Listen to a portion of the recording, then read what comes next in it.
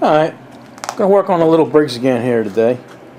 I was going to take it out and paint everything today, but it's raining, so I had a little change of plans. I guess we'll hone it out, maybe put the valves back in and cut some gaskets for it or something, but whatever, we'll figure something out.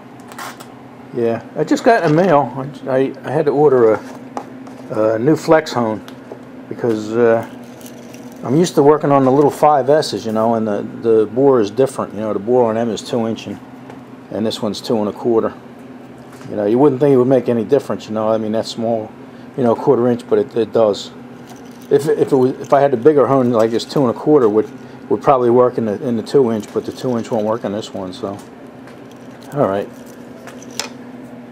One thing about boring this out or honing this out, it never fails. Every time I hone one of these out on in a video, I get criticized for not doing it right, or you know, everybody has their way of doing it, and for some reason the way I do it isn't right. But I go by what the factory says. You know, this company here, Flex Hone, they're the one that invented this ball hone. So you know, it's not that difficult. You know, it's just, you know, they give you the instructions right on the package here. See that? It says instructions.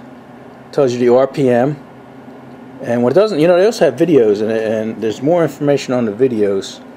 You see it says range 500 to 1200, but it depends on the bore. You know, the smaller the bore, the higher the RPM. And for this one, they call for 600 to 900 RPM. And they tell you the weight of oil to use. Here you go, let me try and get in there. You could pause this and read it. And how many strokes per minute and how many seconds, you know, so it's, you're not supposed to spend much time in there, you know, 20 to 45 seconds per cylinder. So we only have one cylinder here. And what it doesn't say here is, you know, you can do it in reverse, you know, do it clockwise and then do it counterclockwise, you know, and that'll give you that 45-degree angle cross cut you want.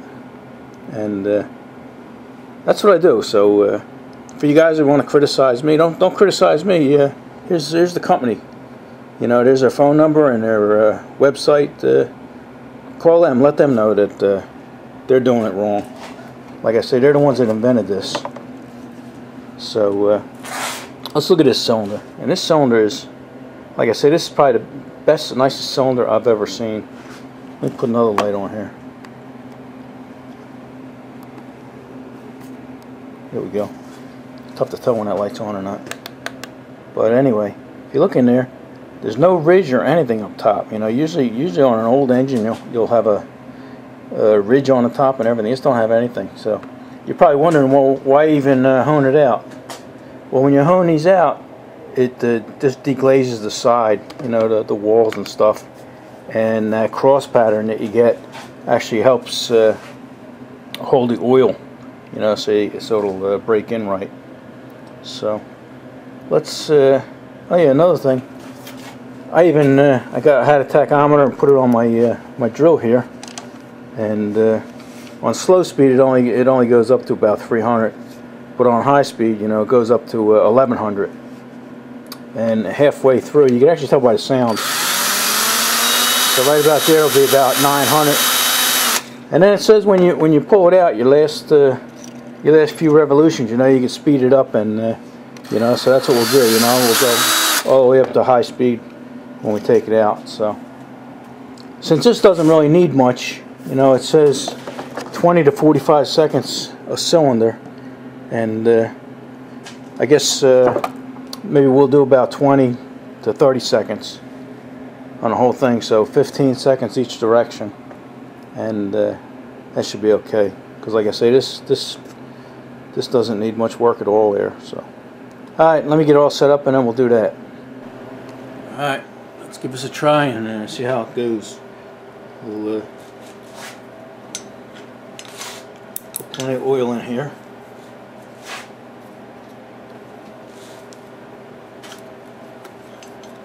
Make sure we're getting the whole cylinder. Alright. Got plenty of oil there. Wipe my fingers off here a little bit. Count, we're going to do 15 seconds. one direction, 15 the other. You see, keep it going once you start it up here and keep it going. So, all right, let's go.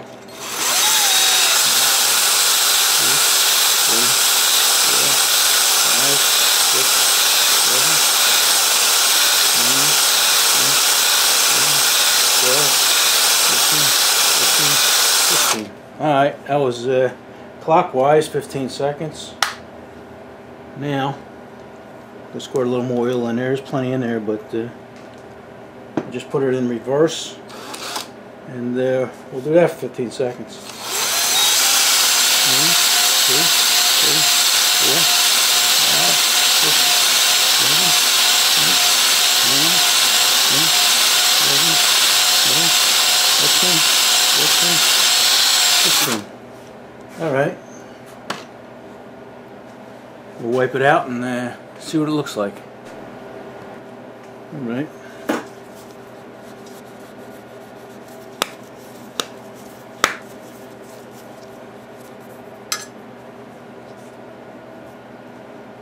Looks pretty good from here.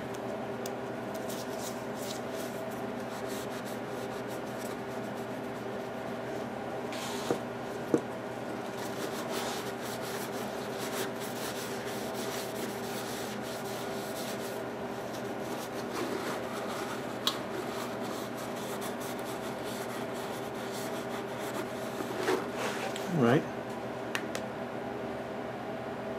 It looks good to me. Let me take this off the tripod there, and you guys can have a look at it.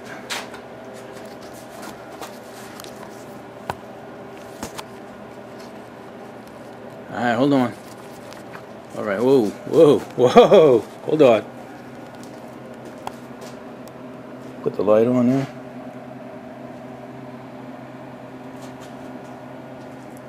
See that? Looks pretty good to me. So, you guys that always leave them nasty comments, send them directly to the company, not to me. Alright, let's move on and do something else. Alright, I got you set up here. Let's try and put these valves in. Let me show you what's going on here first. Right, here's your valve, and you got a little indent there. And you put your valve spring on. And then here, this is what holds the keepers. That goes on, that keeps your valve lined up and stuff. And then you got these, where you at? Can you see that? You got these little cone shaped things. And they're split. And one goes on one side, and one goes on the other, like that. And then the tensioner of the spring actually holds them in there. Now it's a lot easier to do right here when it's not inside the engine. That's why I wanted you to see what's going on, because inside the engine there it's going to be a little tougher. Alright, got my valve spring compressor here. Let me show you how this works. You take your valve, whoop, almost lost it, and the keeper there, and then you stick it in here. It's going to take a little finagling, especially since I'm holding it up in the air here.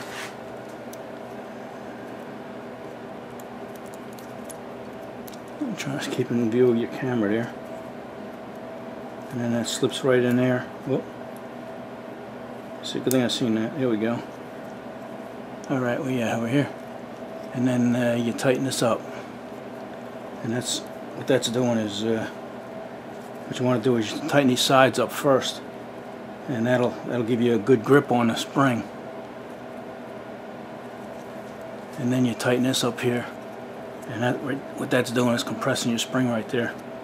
You got to respect these, because if that thing jumps out of there and hits you in the face, you know you're gonna have problems. So I got that as tight as it can be, and you just make sure you grab it and you hold it. You make sure it's it's secure in there. Alright, it's all ready to go. Now I turned you this way. I think that if I put the exhaust valve in, you'll be able to see a little better. So I'm not going to lube anything up here, because you can get to this stem from the exhaust, and then from in here, and then from the top. So you can, there's plenty of ways of lubricating it after it's in, and right now it's just easier because it won't be so slippery. So you stick that in, and put your spring in, and can you still see that? I guess you can a little bit. And what I'm going to do is a mechanics trick, and actually a couple of YouTubers mentioned it to me when I was doing my lawnmower. You put a little grease on these. You there? Okay. Yeah, you put a little grease on there, and that'll actually hold that in place while you're putting the other side in and stuff. So what I did is I magnetized my screwdriver here, my little screwdriver, and that's going to help me hold it while I put it in there.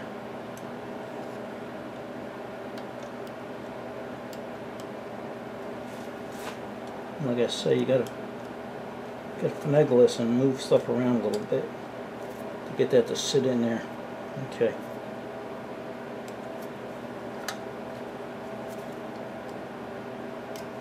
And a little light wouldn't hurt. See, I thought it was in there, but it wasn't. Alright. Alright, I got the top one in, or the top half. Now what I'm going to do is try and gently turn it around so we can put the other side in.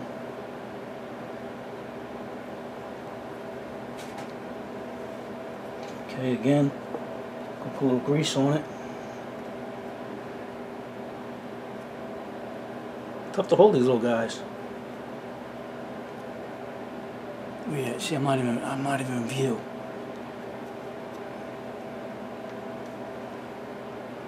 There you go. There's a top and a bottom, so you gotta make sure you put them right.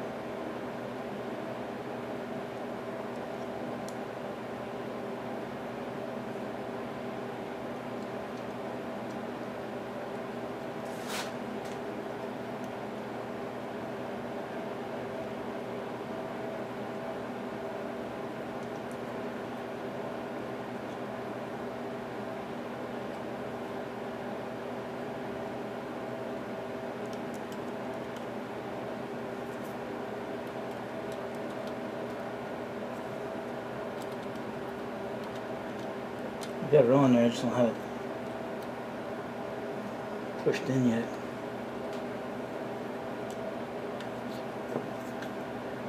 So you got a lot of stuff moving here. You got the valve moving, you got the spring holder moving. And that's a machine fit, so it's got to be in there right. And I think we got it. So let me wipe my hands real fast. And then see, I slid it down. That's actually holding it now. Now you just unscrew this. You could yank it on it, but you know. Okay, there we go. Our exhaust valve is in. Alright, I'm going to put this intake valve in, and we should be good to go.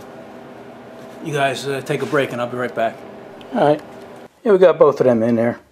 Like I say, it's not tough, just a little tricky because you got the, you know, the valve moving and the little handle here moving, and you know, you gotta hit it pretty square because it is a machine fit in there.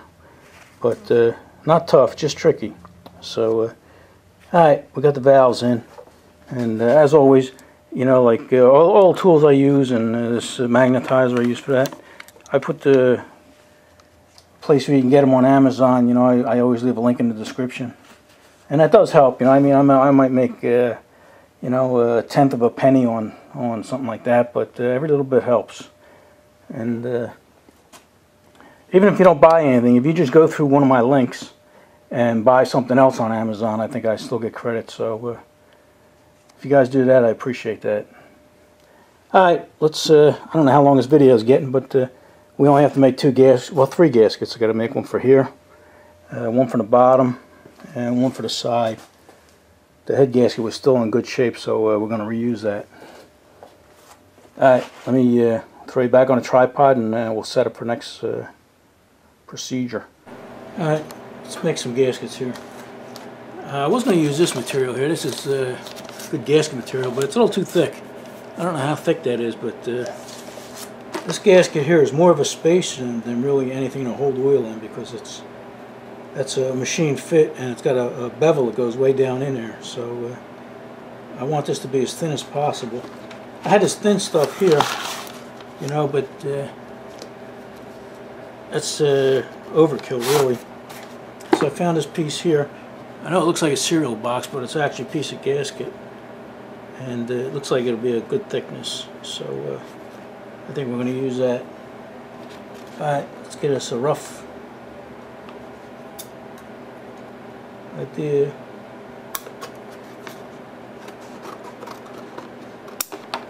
Yeah, it's worth buying gasket material. It's cheap, you know. So what I want to do is I want to try and find the holes first, so I can actually set it in place and punch some holes in it.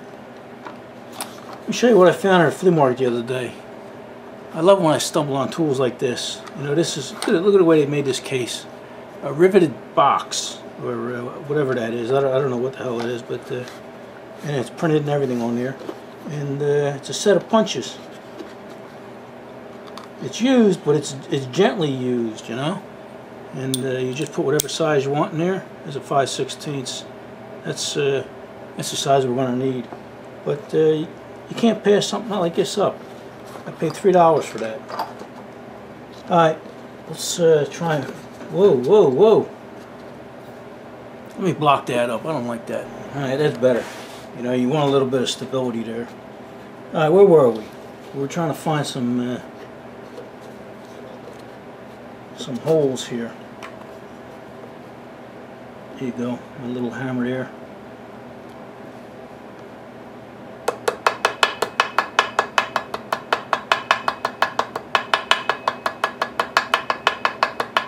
So you can keep going and hammering it, and that'll go through. But like I said, I got that punch set.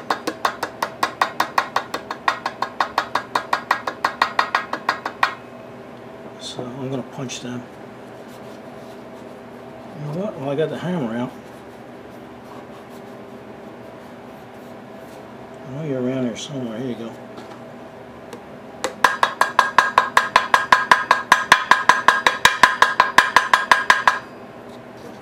Alright. That one's right there.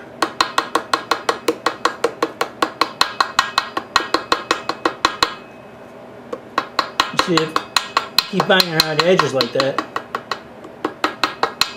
you could actually make the hole. Look, I made that hole by accident.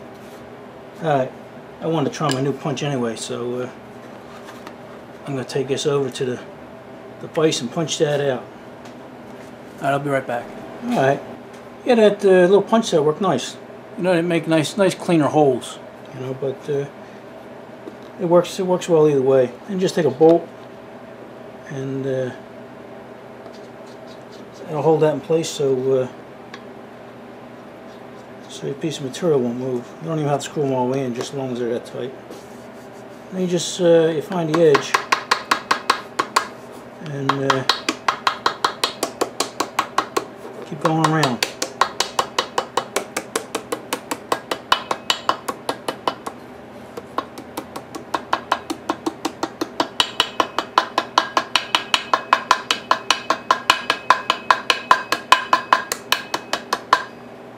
You don't have to hit it hard.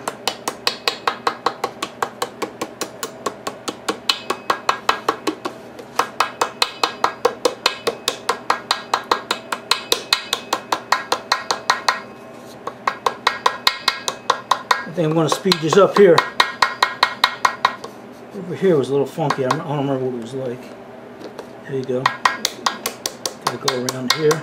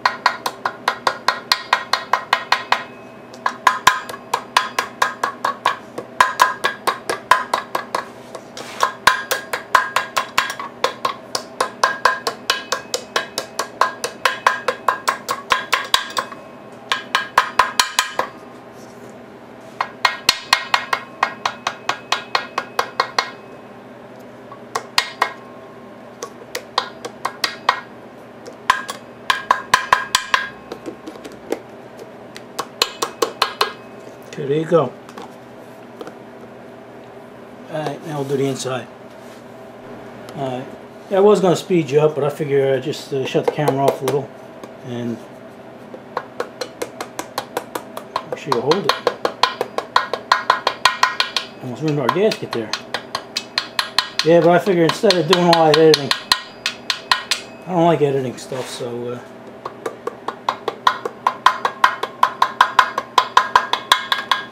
you could always just skip through this, right? You got a button right in front of you there. Alright, so this gasket's done. I'll make the bottom one. You got a bottom one here. The bottom one I'm gonna use this material because I think it's a little more oil resistant than that stuff, and I'll feel a lot better. The side one here, I think I'll use the same. Right there, that little circle will be enough to do that. Alright, what do you say, call this a video. Like I said, I don't know how long this is, but it should be enough for you guys. Alright, see you guys in the next one.